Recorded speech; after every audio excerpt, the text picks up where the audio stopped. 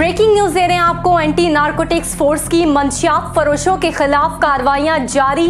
पेशावर और इस्लामाबाद के एयरपोर्ट से बैरूने मुल्क मंशियात स्मगलिंग की कोशिशों को नाकाम बनाकर मुल्जिमान को गिरफ्तार कर लिया गया। इसी पर बात करते हैं डायरेक्टर न्यूज रहमान यूसुफ से। जी रहमान, बताइएगा। हाँ जी बिल्कुल, एंटी नारकोटिक्स फोर्स ने बैरूने मुल्क मंशियात स्मगलिंग को नाकाम बना दिया है। पेशावर बचाहान इंटरनेशनल एयरपोर्ट से मुसाफिर की ट्राली से 3 किलो आइस बरामद कर ली गई है।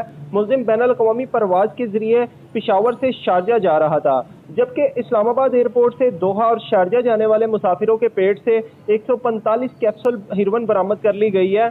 बरामदशुदा हेरोइन की जो मिकदार है वो 1100 ग्राम से ज़ायद बताई जा रही है। मुल्जिमान को गिरफ्तार करके इंसदादे मंशियात एक्ट के तहत मुकदमा दर्ज करके मजीद तहकीकात का भी आगाज कर दिया है। जी बहुत शुक्रिया तफसीलात से आगाह करने का। खबर दे रहे थे आपको, एंटी नारकोटिक्स फोर्स ने पेशावर और इस्लामाबाद के एयरपोर्ट से बैरूने मुल्क मंशियात स्मगलिंग की कोशिशों को नाकाम बनाकर मुल्जिमान को गिरफ्तार कर लिया।